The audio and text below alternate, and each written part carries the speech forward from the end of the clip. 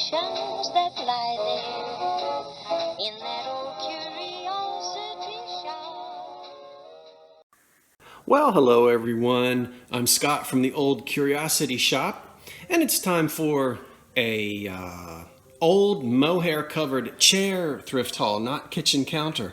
I'll be back out on the kitchen counter soon, but we're shaking it up a little bit. Thank you everyone for cards and comments and thoughts and prayers, and I just am overwhelmed with it, and I'm still getting caught up on answering emails. I double checked, there were a couple of things I forgot to get in the mail. It's all in the mail, so if you saw that something had been sold and shipped but there wasn't any tracking number, you should see tracking numbers now.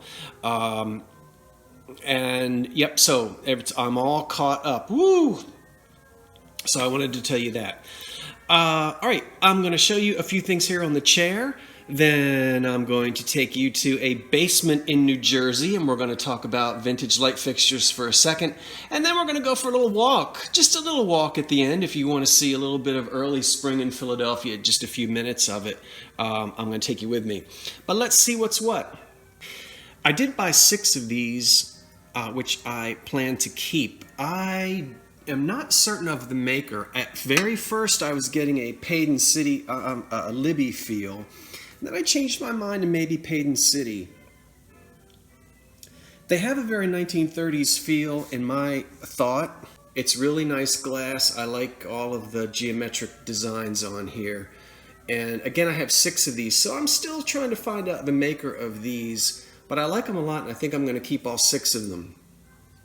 Now, whether you call that a liqueur cocktail, a aperitif if we want to get fancy, or just a little cordial, that's up to you. But I think they're really nicely made, and I'm thinking 1930s. Anybody know for sure? I really like the button stem, the way it's graduated. I don't know how well that can be seen. I suppose you can see it. And then the pattern on the bowl there, really nice. Anyway, 6 of those, which I'm going to keep. The Anchor, oh boy, not Anchor. The Pyrex Early American refrigerator dish down here. Now, my mother received the bowls in 1964, which she uses to this day. We've already gone through that. I don't know that she ever had the refrigerator dishes. And I don't know the dates of these, but I know at least it's as old as 1964. This one is in mint. Well, I'll back off just a hair. As close to mint condition as possible. I think it was put away in an attic and never ever used. I can't find a blemish, scratch, chip, roughness, nothing. This is just beautiful. That's the 501 1.5 quart, I think. And this is listed in the Old Curiosity Shop. This is listed as well, and most of you were able to answer it correctly, and I forgot to tell you. Everyone who said this was some type of an early candle holder, you are absolutely wrong. And it has nothing to do with taking up offering in church. You've heard the expression blackballed, and it comes from this. I will say one thing. You almost always hear people say that it was only used in Masonic temples and you know, places like Eastern Star and that kind of thing. But I can tell you for a fact, now this is 100% fact,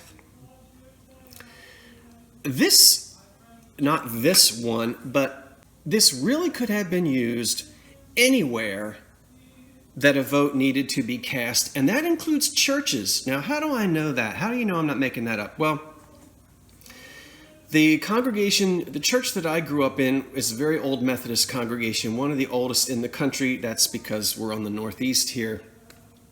And we have actually a small archive, sort of a museum in the church where old things have been put together. And we have 2 of these.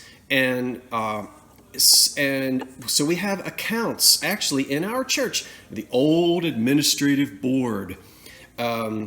When votes needed to be taken, this was used. So not just for secret societies, but could have been used even in schools, municipal type settings, and even in churches. I happen to know that for a fact. So what do you do with it?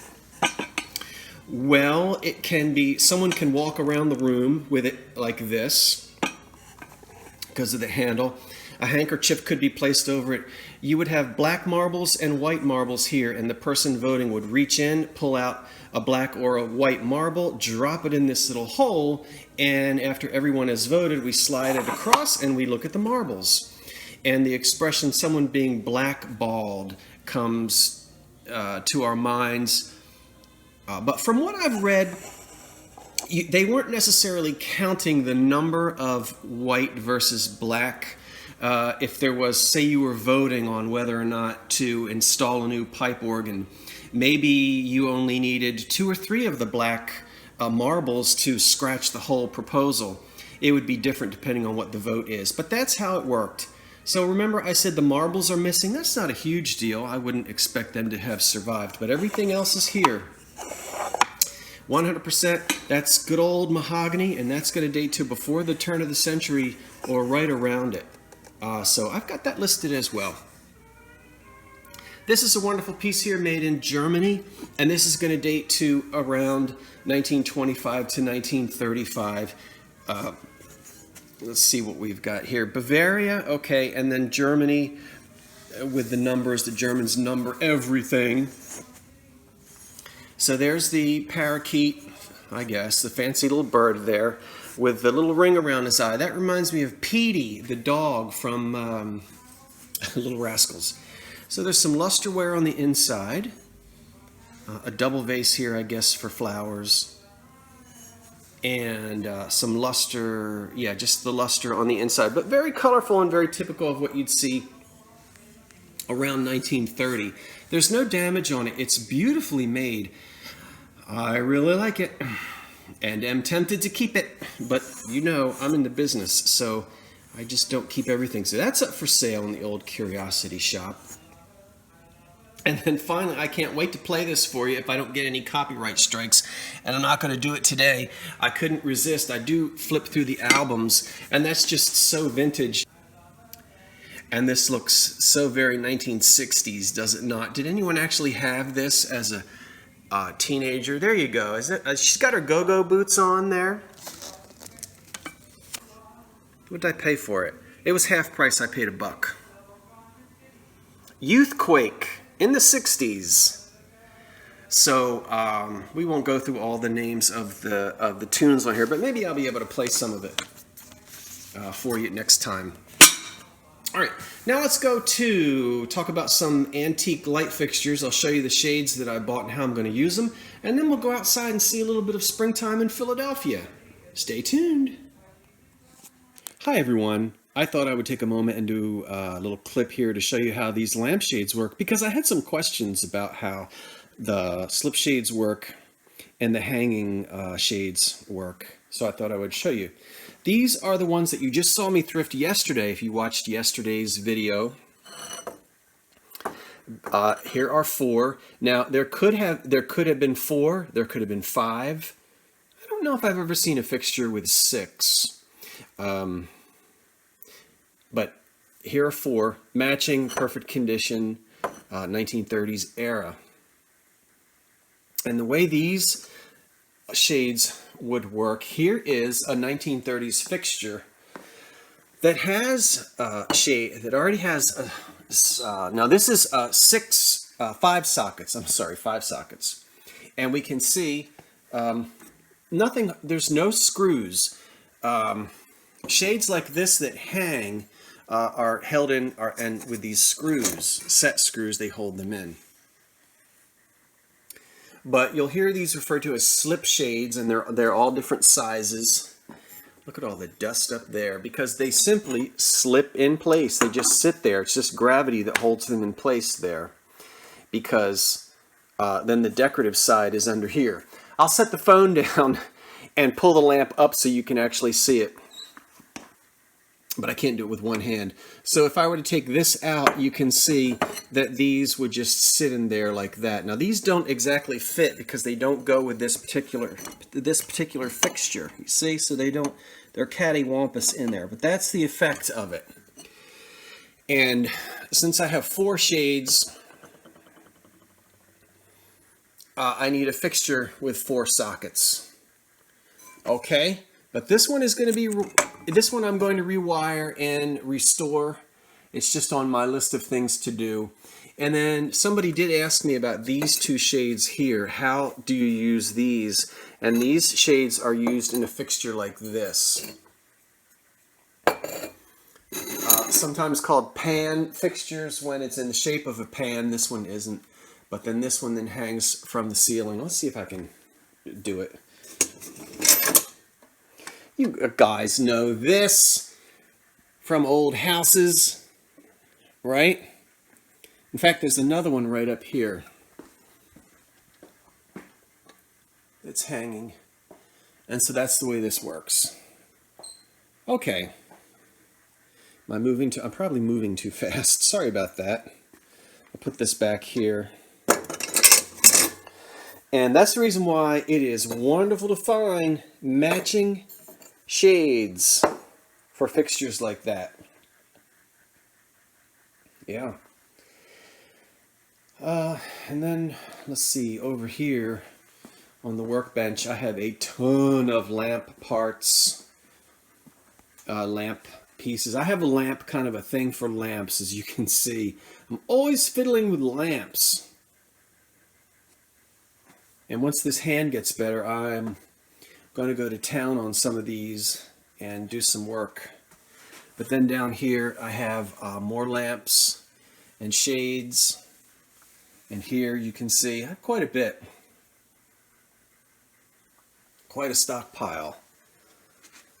And then this is where I have a lot of stuff in storage. Some of this old furniture are things that I bought to sell, and some of it's old, you know, family antiques and stuff that's in storage. There's stuff up in the attic. Obviously, I'm not in my home in Philadelphia at the moment. So I've got a lot, and there's another storage unit. There's more up in the attic. Oh, I know what I wanted to show you. Let's come over here for a second. My mother is cleaning things out. This is some of the crystal, some of the glass that was her mother's. And I mentioned in yesterday's video that there are blanks. Now this is Fostoria and it's Baroque. That's the name of the shape. Notice that there's no etching on any of this. So my grandmother had a lot of this in yellow. That came from the 1940s, mostly the 40s is when she got it. And the goblets and all of that, which are upstairs in the china closet, is still the Baroque pattern, but it's got the chintz etching on it. But this is just the topaz color or the yellow color, and the blank, which is called Baroque. And then this over here is something else. Don't worry about that. But that's the Fostoria. Now, I guess I should show you a piece of the Fostoria with the chintz on it. Let me do that. Be right back. Okay, so again, both pieces are made by Fostoria. The blank is called Baroque. And this one has no etching on it. This one, the etching on there is called chintz, and it was a very popular etching by Fostoria. So if I were listing this one on eBay, I would say Fostoria Baroque chintz, etched with the chintz pattern. And this one, just Fostoria Baroque, single light candle. Okay, all right. Let's go do something else. Well, I warn you, this is not for the faint-hearted. I can laugh about it now. But you should have seen me flat on my face in the rain. Trying to run, well, I wasn't running either. Going across, this is 12th Street, and you see the trolley tracks right there. And I didn't see it. And I got my boots all tangled up in this track. And boy, I flew. I have to get off the street, but there's the spot right there. that is where it all went down, folks. Oh my word. Okay, well, I'm sure that was exciting. You can tell I'm really scrounging for material here to film.